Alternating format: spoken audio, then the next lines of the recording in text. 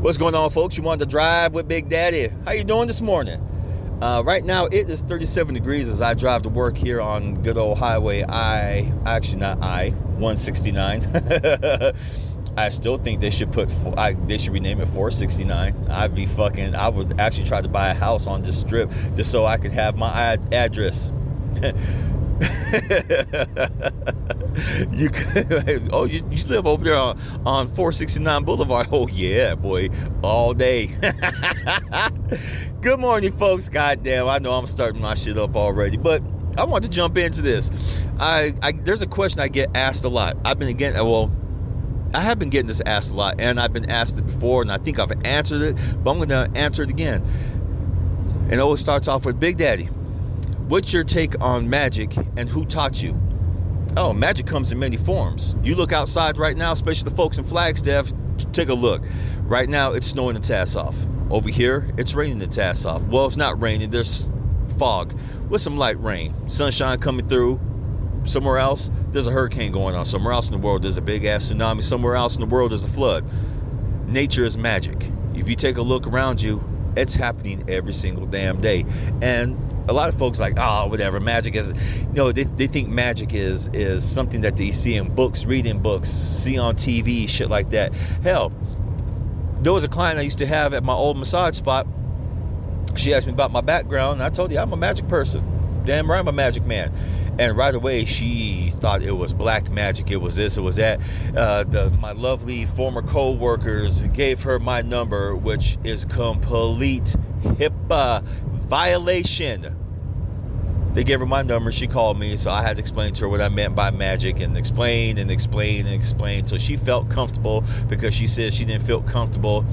Which, by the way, if you work somewhere in a chiro clinic office like that, and if your co-workers give a client your number, complete HIPAA violation, I didn't report them, report their ass, okay? Just saying. That's foul. Anyway, magic to me is what my grandma taught me.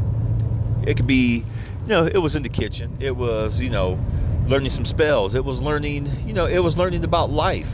And that's what magic is. Magic is life. A lot of folks are like, oh, whatever, you got a cauldron, you got this, you got that. No, I don't have an altar. I don't have none of that. What I do is I do say my prayers every morning. I send out good juju to everybody. I send out that love. I send out hopes that... Sorry, folks. That was a call that someone's trying to get in touch with me, and I was like, I'm busy real quick. But right now, I am practicing magic. Some people say, "Oh, you're a juju man. You practice voodoo. You're a brujo." Yes, I learned how to roll my R's finally. Yeah, brujo. I couldn't roll my damn R's for the longest time because my fucked up tongue and my roof, and my mouth roof, man. Long story. I'll tell you later.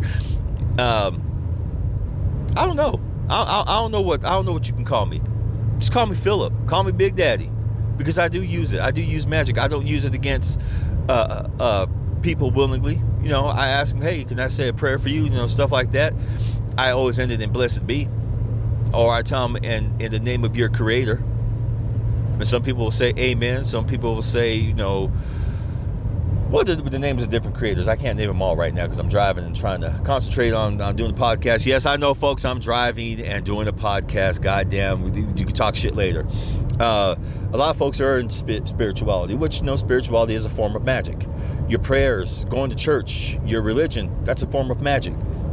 The written word, when you guys write in your journals, that's a form of magic. Everything relates back to magic. And what your magic is within you. If you look outside nature has its own form of magic that it lets you tap into. I always tap, and that's my magic, I guess my boon. Okay? I tap into the elements. I tap into Luna. I tap into Lobo. I tap into whatever is good that's gonna help me,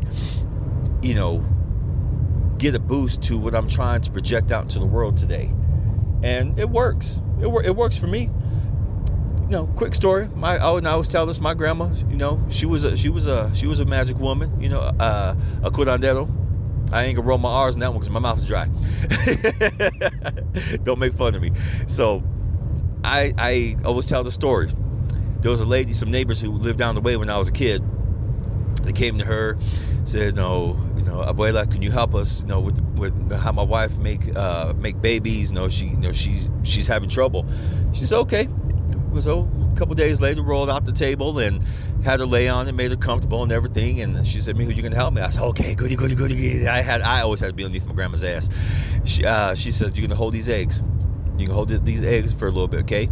And then you can put it on the table, and I'm gonna hand you these other eggs one by one, or you can just hold the bowl and I can put them in there, okay?" I wanted to hold the eggs, stick them underneath the damn table. So what she did, she was saying a prayer, saying like humming a little tune, and she rolled her tongue like that. And when she would roll the egg over the belly, over the lady's belly, she'd hand the egg to me. She handed the egg to me real quick. She said, "Put it underneath the table." I was, okay, one by one, dozen eggs. She did that. I noticed by the sixth egg, I looked underneath the damn table, and some of the eggs were turning green. I was like, what the hell? No, seriously, I'm not kidding, folks. They were turning green. So by the time I got to the 10th, 11th, to the 12th egg, one by one, I kept looking underneath there, and some of them were turning black. Some of them were cracking, and it was stinking. I said, "Grandma, look." And she said, "Okay, take these outside, throw these in the trash." She goes, "Or if your grandpa's sitting there waiting like I told him, mentiroso, give them to him. He should be ready." I said, "Okay." So I grabbed the eggs and walked out there quickly, and Grandpa's out there, doing his thing. He had a little bonfire going, like a little pit fire. I said, come here, come on. Hurry. Andale, let's go. Okay, shit. Go out there, give him the eggs. He dumps them in the fire, and he covers them just in time with a little nesh met, and the fuckers start exploding. I'm not like huge like grenade explosions, but they started popping exploding, and you can see green mist or black mist rising from the fire. And you know how eggs smell if they've been sitting around bad for a while. No, this smelled funky. I mean, like, if death had a smell during that time that I couldn't recognize, that was it. Whatever was inside that woman, she had some funky ass juju, boy.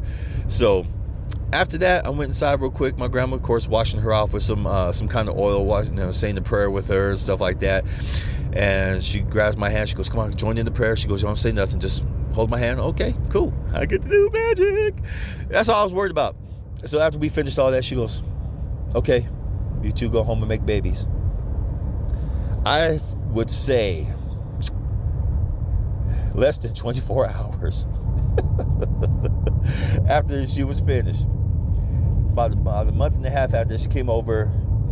Lady was pregnant, showing the pictures already. Yeah, she was pregnant just that quick. And she had the test results and everything, and I guess it happened overnight. 9 months later, she has her first set of twins. Pair of baby girls. Very beautiful. Homeboy, he was like, "Okay, we got her first babies," and then I guess they waited a little bit. She was pregnant again. And twins again. Girls. You can see the look on his face like, "Oh, yay." He wanted a boy. I have a feeling this son of a bitch was going to keep trying until he had a boy. So 9 months after that, she's pregnant again. Guess what? Twins. Baby girls. 3 sets of twins, all fucking girls. And you can see the look on his face like, I love my babies, but goddamn, I'm outgunned in this house. He comes to my grandma. "Ay, abuela, please, por favor, please, could you turn it off?" She said, "No, that's not how it works. You have to let it run its course." So they tried again. No babies. Tried again. No babies. So they tried for a year. It ran its course. They got their 3 sets of babies. Mind you, folks, they wanted both for her to get pregnant. Okay? Magic works with intention. Their intention was, again, to get pregnant. They didn't say exactly what they wanted her to get pregnant with, okay? She had 3 healthy sets of beautiful twins. Other shit started going on in Flagstaff. They had to leave for greener pastures because he couldn't afford her and 3 sets of twins. I don't know where they went to. I hope they're doing beautifully. If they ever listen to this podcast, I still see you. I still remember helping my grandma, helping your wife get pregnant. If you guys are still together, I hope your twins are good. I hope they're all married and happy and everything. And listen, folks, you're gonna do magic. Magic is all based on intention. And whatever your intention is in life, whatever your intention is at that time, whether you're doing a prayer, sending out good juju, or even sending out bad juju, to me, there's no such thing as good or bad juju.